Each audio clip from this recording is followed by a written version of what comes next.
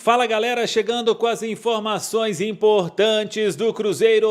Véspera de jogo com o Botafogo, o Cruzeiro do técnico Leonardo Jardim vai pensar depois disso somente na Copa do Brasil? A provável escalação.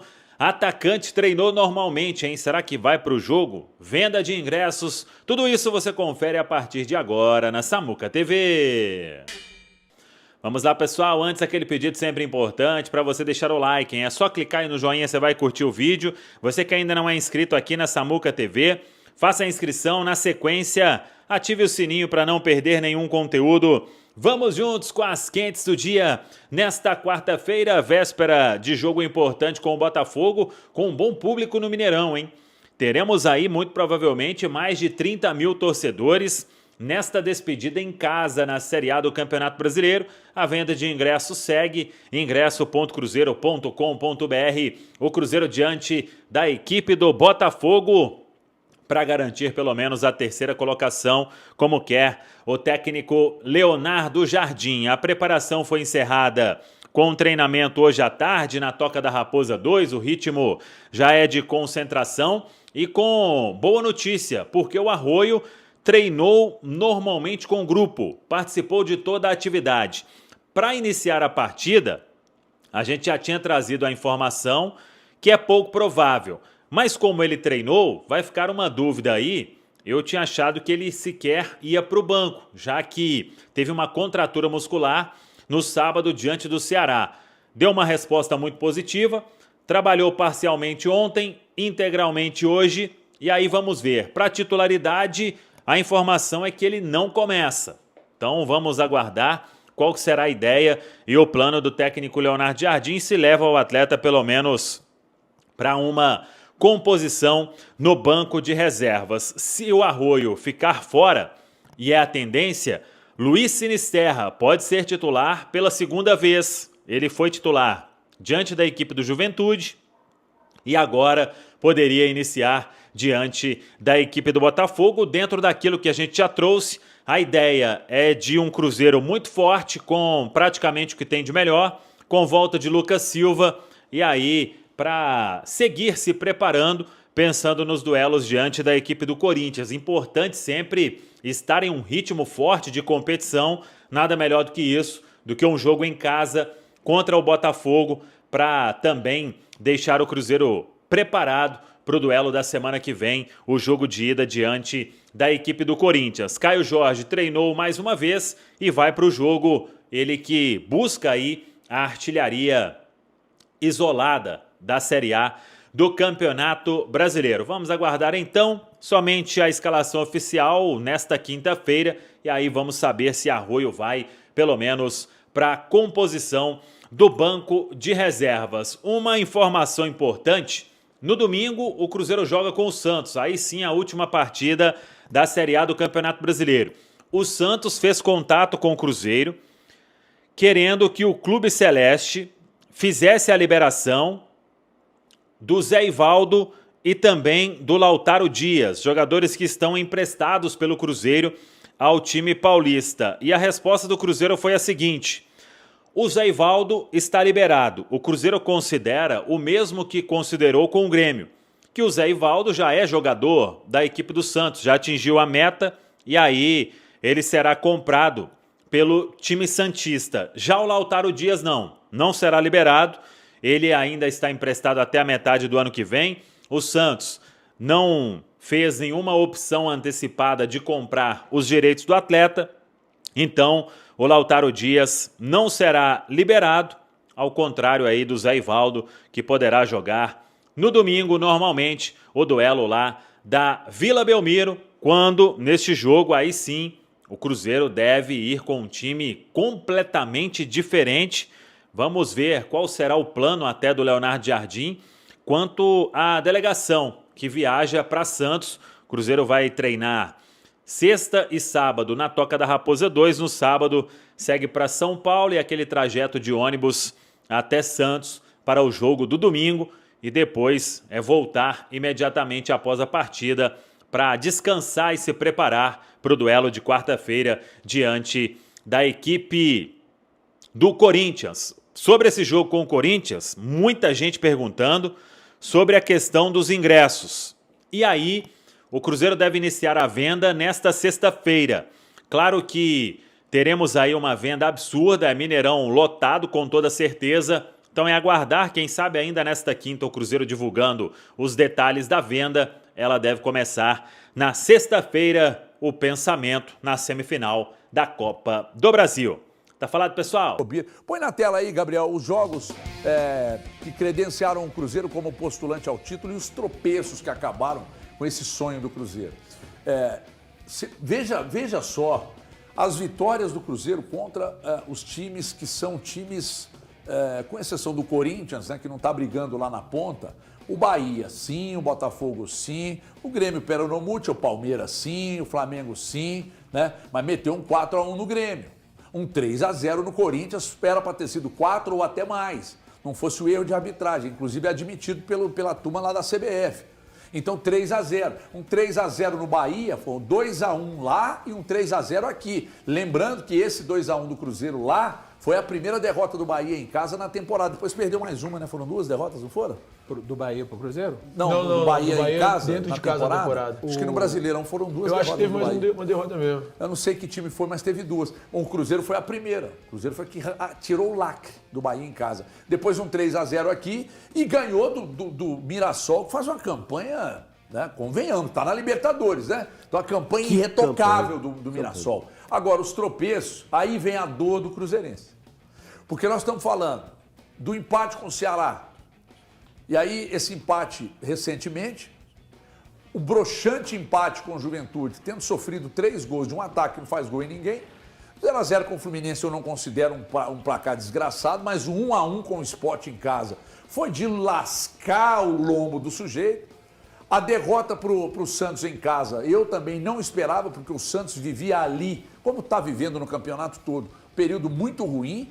E perder para o Ceará em casa depois, né? Porra, o Cruzeiro conseguiu ceder 4 pontos para o Ceará. Os tropeços ali, Valu, é claro, todo jogo vale 3 pontos, mas os tropeços ali que tiraram o Cruzeiro da briga...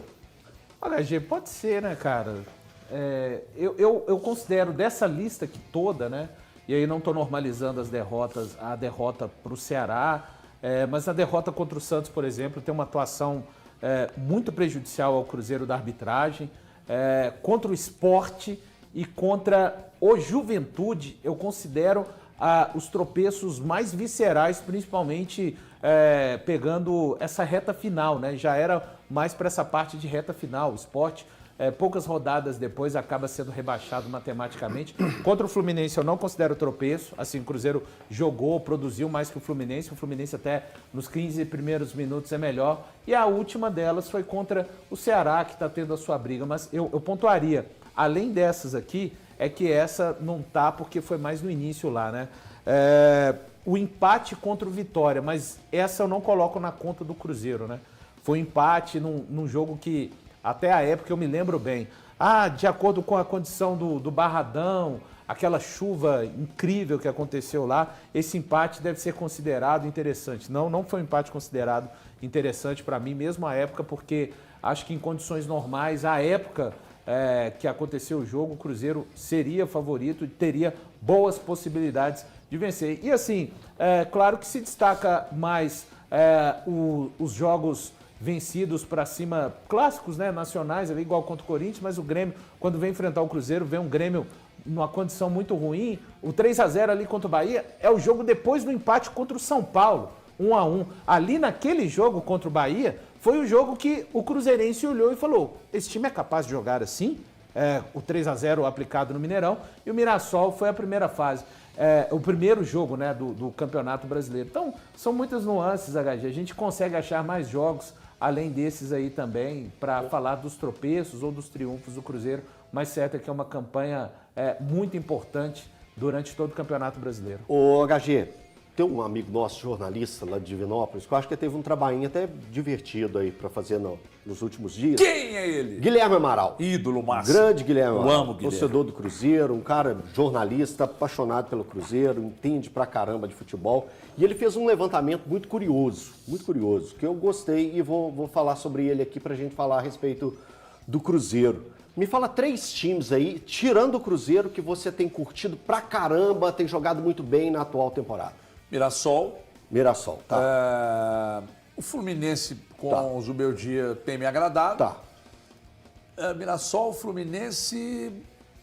Pode Assim, falar até isso que você tá querendo falar. até Pode os falar. os favoritões? Pode não, falar. não. Então Pode. é Flamengo. O Mengalvio. Então é Flamengo, Tá. Mirassol Tá.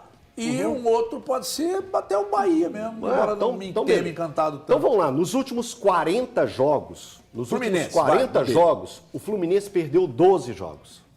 12. Anote isso aí. Outro que você gostou, do Mirassol. Mirassol nos últimos 40 jogos perdeu 11 jogos. O Mengão, você quer o Mengão? Quer saber do Mengão? O Mengão nos últimos 40 jogos perdeu 7 jogos. Sabe quantos jogos que o Cruzeiro perdeu nos últimos 40 jogos? 3. 3 jogos. 3, senhor. Ok, pessoal? Então isso mostra o que é o Cruzeiro na atual temporada. Nos últimos 40 jogos, 40, apenas 3 derrotas. Os outros, o time que está mais próximo do Cruzeiro em número de derrotas é o Flamengo. Ele sofreu 7 derrotas na atual temporada. Então isso é muito representativo do que é o Cruzeiro em 2025. Por isso precisam canonizar esse homem que está atrás de você. Que é mais que 30%. Fala, explica pro Valu. Muito mais de 30%. Não tem discussão. O Valu é o único erro do Valu na história da vida dele. O Valu não erra. Ele se equivoca às vezes, mas esse é um grande erro dele. Tô com você. Mas o Leonardo Jardim tem que ser canonizado na Toca da Raposa 2. Tem que fazer um busto para esse homem, porque ele é maravilhoso. Ele é perfeito. Presta atenção. Leonardo Jardim é um monstro. Embora é Guanais, Guanhães. Rafael Guanais. Guanais, que tá no... Guanhães é a cidade. Eu não sei, pô, perguntei por isso.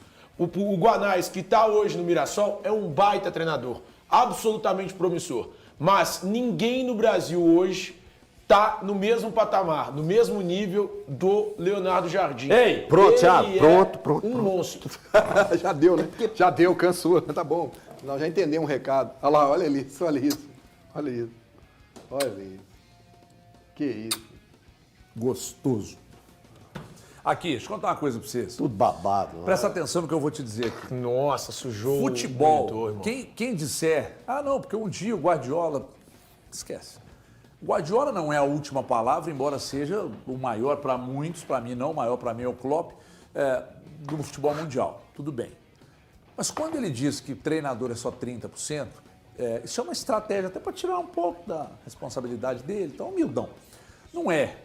O Léo Jardim veio para mostrar que não é. Não é. É muito mais que 30%. Sabe por quê? Porque eu não posso deixar 30% na conta desse cara aqui, de um cara que chegou e revolucionou o clube. Não é o time dentro de campo, não. É o clube. As pessoas que estão no Cruzeiro lá, que a gente fala eventualmente, falam disso. A visão dele de futebol, a visão do Pinto, os dois, mas principalmente o Léo Jardim.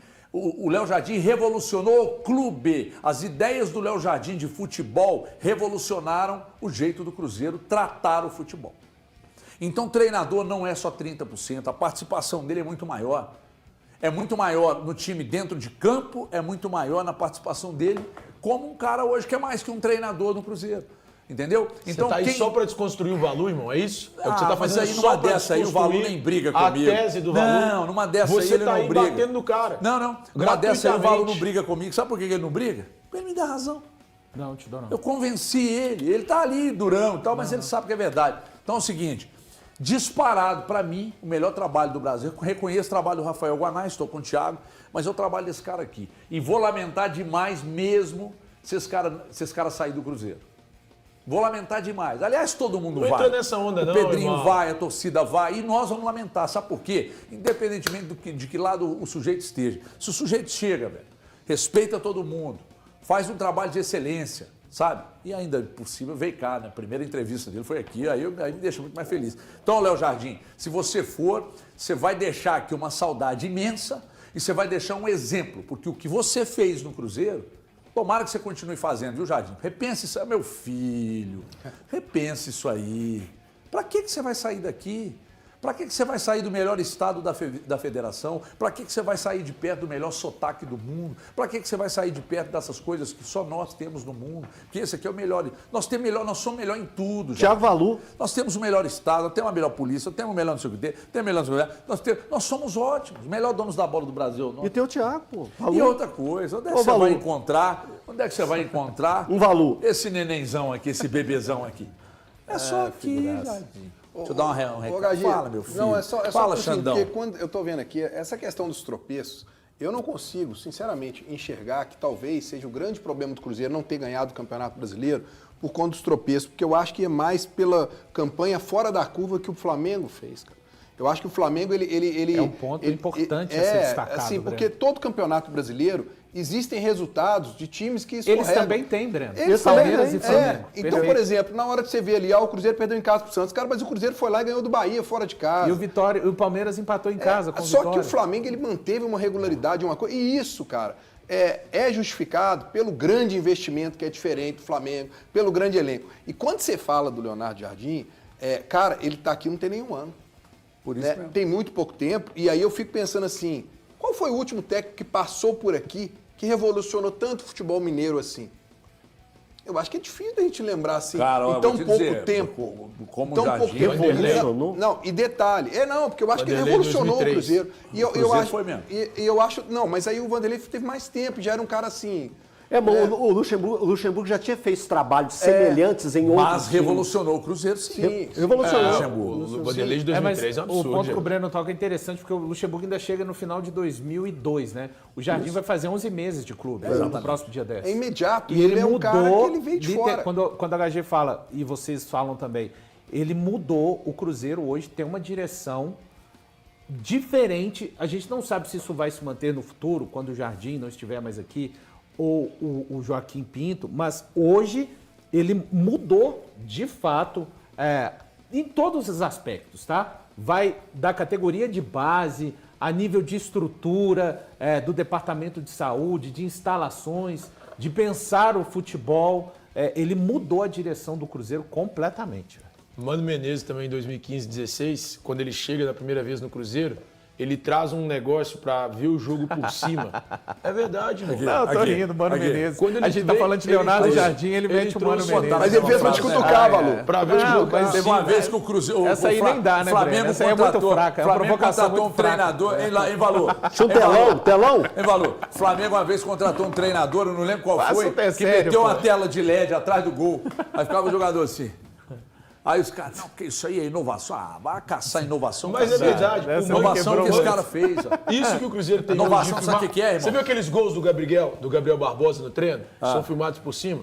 Sabe quem foi o primeiro a fazer isso no Cruzeiro? Mano. Eu fui Menezes. vanguarda. Em Não, 93, foi Vanderlei. você viu a Alemanha, o Candira com o Schweinsteiger? Eu já fazia aquilo no Palmeiras. É bom demais. Candira